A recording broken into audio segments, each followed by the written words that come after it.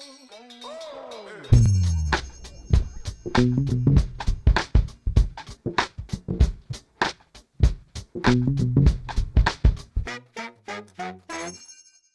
there, and welcome back to Touch Base. Today we offer you the last piece of my conversation with the Daves on community. If you remember the context of John Donne's quote, "No man is an island," the whole conversation revolves around us being interconnected in all ways. We hope that as you continue to listen to the podcast, that you are beginning to get a sense of what real community is and the community that we desire within this company and within all of the communities that we get a chance to impact. Thank you for listening. Here's part 3. When it comes to working through conflict and continuing to build that teamwork community, give us some advice and some insights into how we can resolve conflict well, and at the same time make certain that even as we are holding one another accountable, growing together and trying to accomplish new things, trying to grow in great and in abundant ways. Talk us through how we wrestle with conflict and because everybody wants to like the people they work with, and yet sometimes, you mentioned it a moment ago, we don't always like the people we work with. And so how do we do this? Yeah, I mean, it certainly is always the trickiest thing. I mean, it's tricky inside your own family, and I was blessed to have 5 children, and that probably gave me the best training of leadership than any other job I've ever had, because you quickly realize your 5 children, who should be pretty similar, they have the same environment, same parents, are extremely different when it comes to what motivates them, what's their passion, how they go about their day. And so you have to learn to adapt and read people and approach them, try to meet them where they are. Yeah. And I would encourage everyone to really approach their relationships. And at the end of the day, it's really about building a relationship with your coworkers. And once you have established that relationship, you can have meaningful conversations with people in just a few words. I think we all need to understand at all levels, feedback is a tremendous gift. Sure. I'm going to give you a funny story on feedback. When I was asked back in my telecom days, I was in a corporate office, and they asked me to come to Lubbock, Texas. I had no idea where Lubbock, Texas was. I was a Midwest guy. I was in St. Louis, and I was being asked to move to Lubbock, Texas. So I came here. Love it, by the way. Not a better place in the world, in my opinion, to raise a family. But I got here, and we actually lived outside the city limits, so we were on well water. Well, I was headed back to my first quarterly review at the corporate office, and I don't know if you all know this, but our well water out here is pretty hard, and it turns white T-shirts not so white, even if you try, right? So, I was going through my T-shirts that I was going to wear, and I picked out my best 3 or 4. And I went, and I actually met a group of colleagues the night before the meetings, and we were sitting there having a drink, and one of the guys who I didn't know that well, and I thought he was kind of cocky, he says to me, he said, "Did you just get off?" And I'm like, "What? Did you just get off Steak and Shake? Your collar's yellow there, or your T-shirt's yellow there." And I thought to myself, you can insert the word. And I was just kind of stewing about it the rest of the dinner. But as I was driving home, I'm like, he's right. He's absolutely right. So I stopped by Walmart and picked up new T-shirts for the meetings. And I was like, okay, that was good. The story continues further, because as I'm flying back to Lubbock, there's one thing I'm not good at, is laundry. And how am I going to tell my wife, hey, my T-shirts aren't good enough anymore? I'm like, I'm going to switch to black T-shirts because they don't discolor in the water. Well, so that's why you wear black T-shirts. That's why I wear black T-shirts. Fast forward. For those of you who can't see us, you're wearing one right now. I am, and you are too. And I am too. Yeah. So fast forward that 5 years after that event, I've been nominated by someone to join a group called the Texas Lyceum. Mm-hmm. It's a group of 96 individuals across the state of Texas from all different parts of Texas that you meet quarterly and talk about leadership things. By design, it's half Republican, half Democrat, half female, half male, half for-profit, half non-profit. And Wow. you have really meaningful discussions Yeah. because you have mutual respect. So you can actually get to a full discussion versus name calling. Super tremendous group. There's only 4 slots a year open for that. You got 4 outgoing and 4 incoming, roughly. And I was vying for one of these spots with about 50 people. And one of my friends was on the committee, and she said, ironically, when your name came up, a lot of people were like, who is that? I don't know if I met him. And somebody would say, he's the guy with the black T-shirt. Oh, yeah, he's a great guy. So literally, that's how I got into this group. It was a recognizable trait that they could hone into. So it's just, you never know what feedback's going to bring you, and just take it. Don't take it personally. Mm-hmm. Think about it and say, okay, however they delivered that message might have been incorrect. Don't focus on that. Focus on the message and what can I do to change that. As people within our organization, words like how do you work through with our values? Well, grace. Think Christ. Grace jumps to mind for me right away. Take a great, try to use grace as it relates to not only what you're saying to other people, but as you're listening to them, listen to what they're saying. And if you listen for it and you find those kernels of integrity, kernels of messaging, and you can then turn and then change, constant never-ending improvement, change, be a little better today than you were yesterday. What you'll find is those little things kind of add up in a very short period of time. Yeah, let's also tackle this from just a personal perspective as well. I mean, you're talking about feedback and how we kind of work together, but we are bringing our whole selves into work. And we are bringing all of our baggage. We are bringing the fights maybe we had at home before we came here. We're bringing maybe financial struggles. We're bringing, we've talked about COVID. We've talked about the craziness that went down with the snowstorms. To talk about that as well when it comes to like managing conflict, because you really get kind of that iceberg mentality where it's like we get the tip and kind of understand a little bit about sometimes the people that we're working with, but below the surface is this like massive amount of a person who's coming in. And so when it comes to just receiving the whole person and the struggles or sufferings that they may be going through, how do we do that in a good way as well on our properties here at the corporate or anywhere else? I mean, I think another word that kind of fits into our values is empathy. Like you can't sit there and look, we all have our filters. And if our filter detects something isn't right, and we interpret that through our filter as something's wrong with that person, or that person doesn't fit, or whatever it is, if we open that up a little bit and we say, "No, I wonder what's going on here." You ask that second question. Mm-hmm. How was your day yesterday? And then fine, and you can tell right away it wasn't fine. No, really, tell me what's going on. What'll happen is your relationship will grow tremendously by being interested in the other person. Too many times, all of us are sitting there and we're like, I'm guilty of this all the time. I'm typing an email and talking to somebody, or I'm looking at my computer screen while I'm talking to somebody. It means like actually stopping and looking and going, okay, let's talk about this. It's true. Like we have so many people who are walking into our organization and coming from all these different backgrounds where something's maybe a little off or whatever it is. And that asking the second question that says, I'm going to look away from the screen, like you're talking about a minute ago. I'm going to look away from whatever I'm doing, and I'm just going to be a person with this person.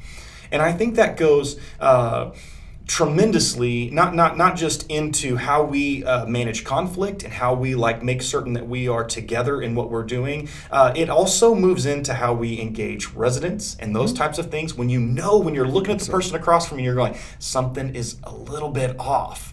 And you ask that second question. Let's take that a little bit further and kind of transition a little bit more into just being aware of what's going on in the surrounding communities, because we're not creating siloed properties. We're not trying to be a corporate office that's siloed off to itself. Like, we want to care for Lubbock. We want to care for Dallas-Fort Worth. We want to care for Houston. And then really anywhere else we can be a part of this when it comes to being a part of the community and offering community. Talk about some of the things that we have done as a community that you would like to see us do. Just give us a little bit of a sense of your heart for the surrounding communities in these areas. certainly probably our experiences are more here with Lubbock, but I know DFW every Christmas they do in lieu of time off or what have you, they'll go and dedicate time to a charity. And being involved in a lot of charities myself, I know that oftentimes people just think they want money. In reality, probably the bigger thing they need is participation. Certainly they need money as well, but they're really, really grateful for participation. So anything that we can do as an organization to help support people that want to get involved with time, that's something we should consider as an organization. Because at the end of the day, it is all about our overarching communities, because if they're healthier and they're better, our business will be better. Sure. So at a selfish level, that's why you do it. But what you'll find is you do it because it's a great satisfaction for you as a human being. It makes you feel more connected to your world. It gives you more purpose to do your normal day in and day out duties because you know you're part of something bigger. An organization that I'm a part of is called Literacy Lubbock. We help people who can't read, which is a staggering number of people in Lubbock, Texas, measured in the thousands, and that's statewide, nationwide. But I get to see it in a microcosm of Lubbock, Texas, who live in our country, who do not have the ability to read. Some of it's English as a second language, but it's a lot about reading. One of the things that they do is they go and they have a group that'll go and read stories to kids at a library on every Wednesday at noon. And they were missing volunteers. And so I took it to our county department, just kind of in passing. I was like, hey, anybody interested in going and reading to kids at a library at lunchtime? And I was just blew me away. Everybody was like, yeah, that's something, you just did the ask. I had no expectation. But everybody's like, yeah, well, like fast forward a month later, not only are they going in teams to read to kids, but they're making cookies and crafts with those kids, which was something that nobody thought about.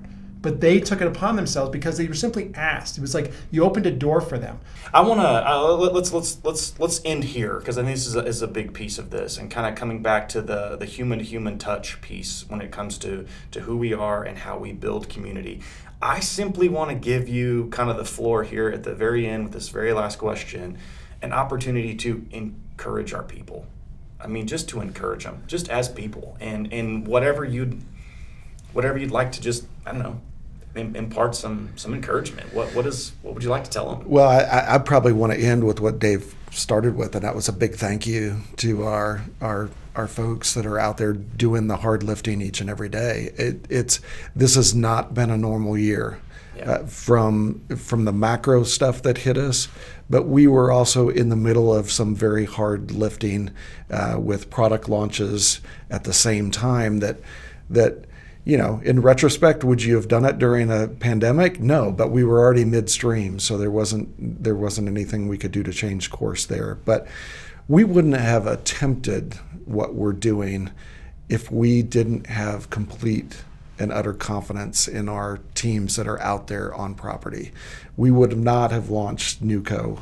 And you've got Quext version of NewCo coming out in early summer that's going to be materially different because we've taken all of the learnings that we've garnered over the last 2 years, and we're going to come out with a product that everyone's going to be whoa, and we're going to be proud of.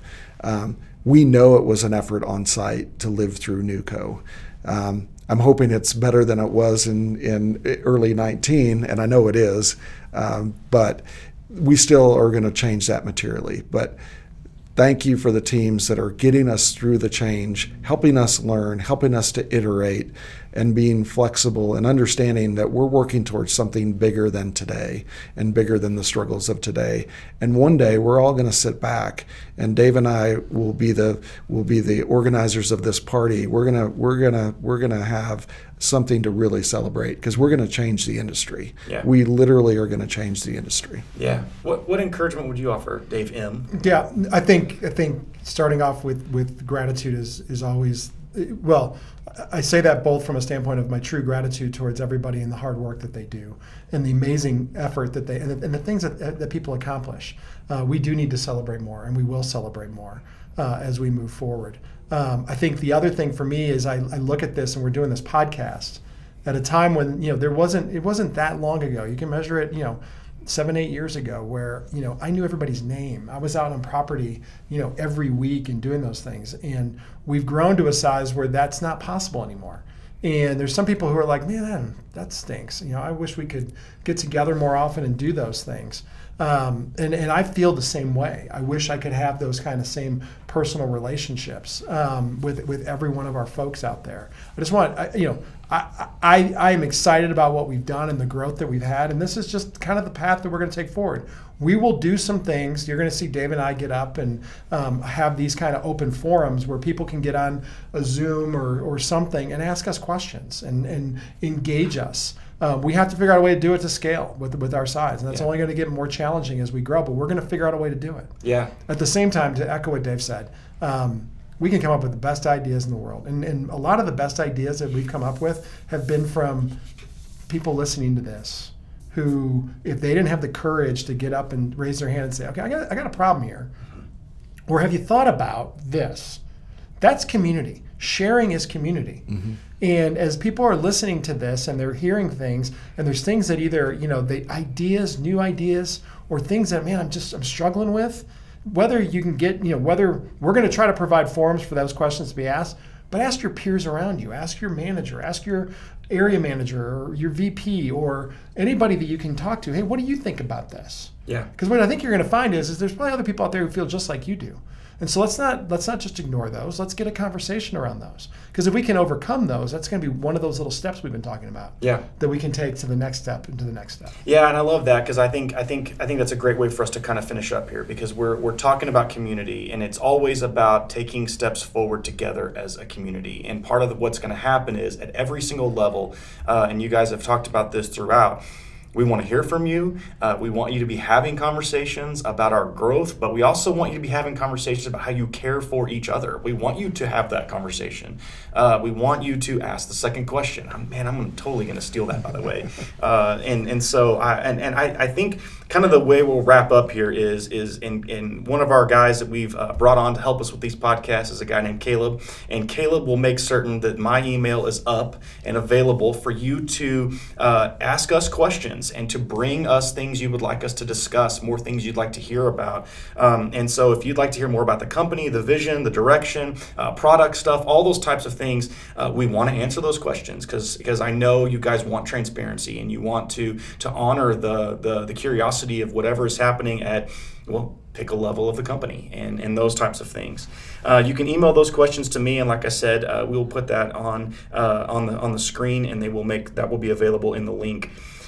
Dave Marcinkowski and Dave Gillis, partner and CEO. I just want to thank you both so much for joining us, for having this conversation, for being open and willing to talk about hard stuff, and at the same time to really do what you can across and in a scalable way encourage our people and really push community. So thank you so much for joining us. I'll give you one last thought. If you want to say anything else, anything you want to jump in with? Good. This was great. I really appreciate your time. Yeah. Thank you, Josh and Caleb, for doing this and also getting our newsletter revived and back out there. That's very important for us to, as Dave had said earlier, we really want to start to celebrate the little things and victories that we have each and every day. So we appreciate you guys' efforts to help us do that. Well, the best thing is, and again, I'll plug the newsletter, not for any other reason except, man, when you see these stories and you hear the great things that they're doing, that's what builds the company culture is what you guys are doing. And so thank you again for joining us. We will have another podcast out as soon and as quickly as we can get to you. Thank you guys for joining us.